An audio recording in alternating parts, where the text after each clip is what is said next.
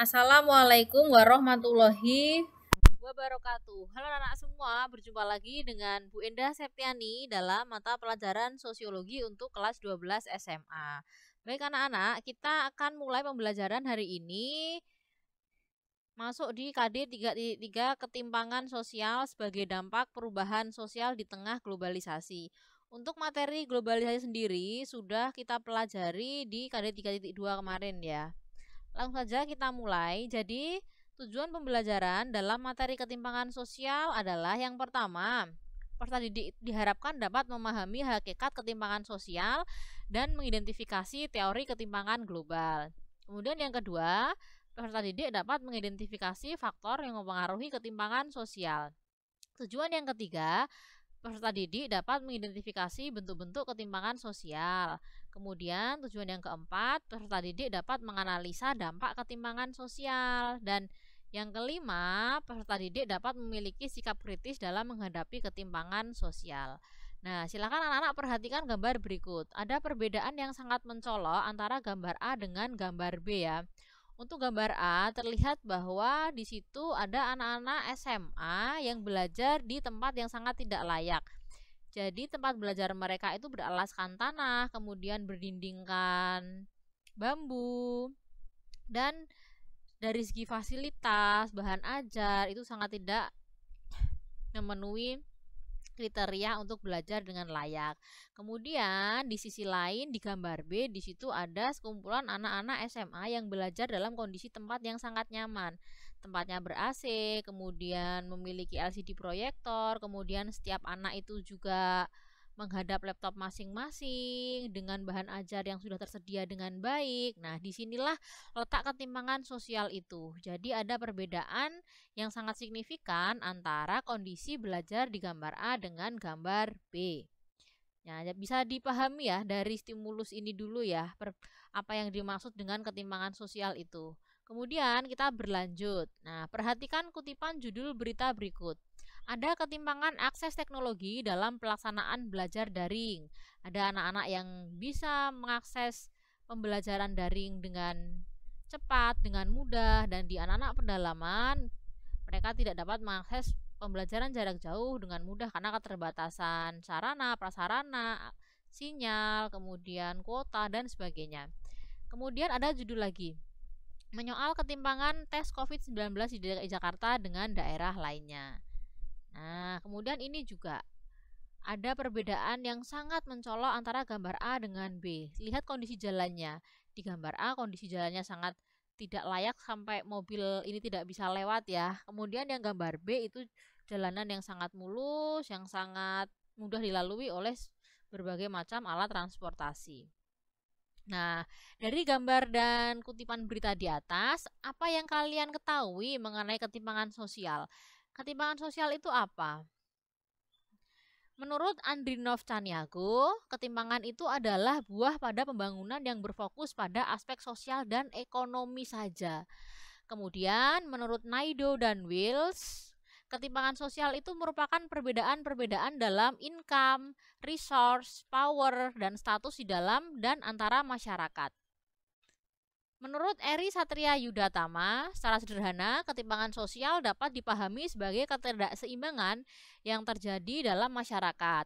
Terlihat jelas dengan adanya jarak atau gap antar golongan. Seperti tadi ya, gap jalan, kemudian gap dalam akses pendidikan. Nah, itu adalah ketimpangan sosial. Kita berlanjut untuk mempelajari teori ketimpangan global.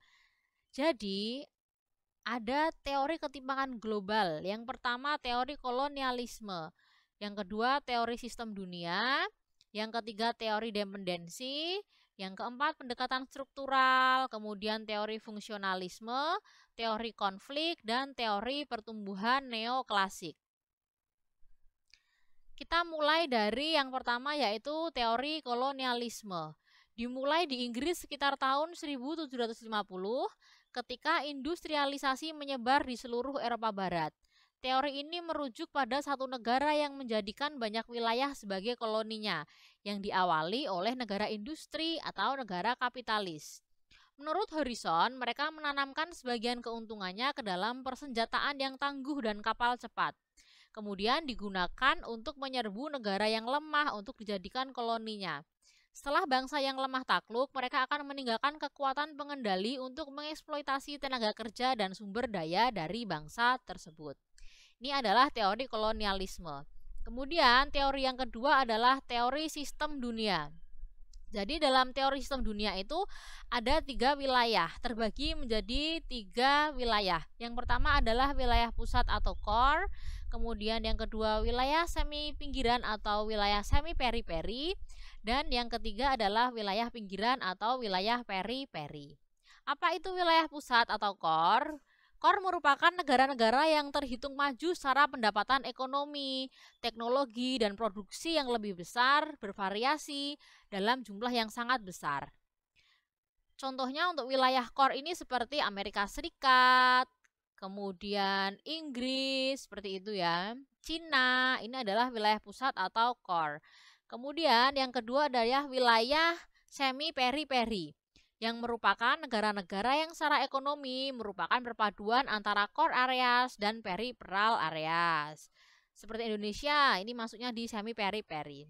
Kemudian wilayah pinggiran atau periperi adalah negara-negara yang perekonomian rendah, kemajuan teknologi masih minim, kemudian produksi yang dilakukan cenderung sederhana. Ini seperti negara-negara yang ada di benua Afrika. Ini adalah teori sistem dunia. Kemudian kita berlanjut nih, klasifikasi ekonomi Bank Dunia.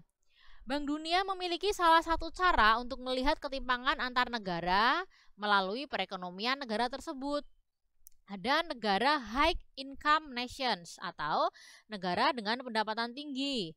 Ada negara middle income nation atau negara dengan pendapatan menengah, dan low income nation atau negara dengan pendapatan rendah. Jadi ini ada 3 klasifikasi ekonomi menurut Bank Dunia. Kita berlanjut pada teori yang ketiga dalam ketimpangan sosial adalah teori ketergantungan atau dependensi. Keterbelakangan sebagai akibat suatu sistem kapitalis internasional yang dominan, yang didominasi oleh perusahaan-perusahaan multinasional dan bersekutu dengan elit lokal di dunia ketiga yang menggunakan kelebihan dan keistimewaan untuk mempertahankan kedudukan mereka. Dunia ketiga adalah negara yang tidak masuk dunia pertama atau negara kapitalis seperti Amerika Serikat, dan dunia kedua, negara komunis seperti Cina. Dunia ketiga tidak dapat mengadakan industrialisasi dan pembangunan ekonomi selama masih dalam cengkraman suatu sistem internasional yang diskriminatif, dan negara Indonesia merupakan negara yang masuk dalam dunia ketiga. Nah, ini adalah pendekatan struktural. Pendekatan struktural itu memandang bahwa kemiskinan dan kebergantungan dunia ketiga tidak disebabkan oleh keputusan kebijakan yang sengaja dibuat oleh Amerika, Inggris, atau Moskow. Namun, kebergantungan berasal dari struktur sistem internasional yang konstruksinya dibuat sedemikian rupa, sehingga bangsa-bangsa pengekspor bahan mentah kehilangan bagiannya dalam keuntungan produksi. Teori Raoul Prebisch mengatakan bahwa sistem perdagangan bebas merugikan negara-negara pengekspor barang mentah atau negara periferi, dan menguntungkan negara-negara industri kaya yang mengekspor hasil industri, negara-negara pusat atau negara-negara core. Kita berlanjut pada teori fungsional. Ketidaksetaraan itu tidak bisa dihindari dan memainkan fungsi penting dalam masyarakat. Menurut Kingsley Davis dan Wilbert Moore, penyebab ketidaksetaraan dan stratifikasi masyarakat adalah yang pertama, masyarakat itu harus memastikan bahwa posisi-posisinya terisi. Kemudian yang kedua, beberapa posisi lebih penting daripada yang lain. Yang ketiga, posisi-posisi yang lebih penting harus diisi oleh orang-orang yang lebih berkualifikasi. Yang keempat, untuk memotivasi orang-orang yang lebih berkualifikasi agar mengisi posisi-posisi ini, masyarakat harus menawarkan imbalan yang lebih besar. Kita lanjut pada teori konflik. Masih dalam teori ketimpangan sosial.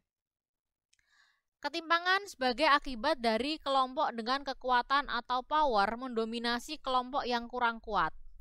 Kesenjangan sosial mencegah dan menghambat kemajuan masyarakat karena mereka yang berkuasa akan menindas orang-orang yang tak berdaya untuk mempertahankan status quo.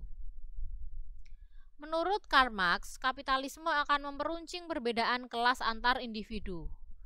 Menurut Lewis Kosser, perjuangan mengenai nilai serta tuntutan atas status kekuasaan dan sumber daya. Kemudian menurut Ralph Dahrendorf, masyarakat yang terdiri dari organisasi yang didasarkan pada kekuasaan atau wewenang. Nah, sekarang kita berlanjut pada teori pertumbuhan neoklasik.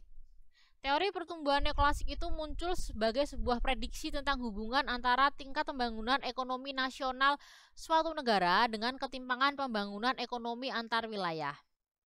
Menurut hipotesis neoklasik, ketimpangan pembangunan pada awal proses meningkat.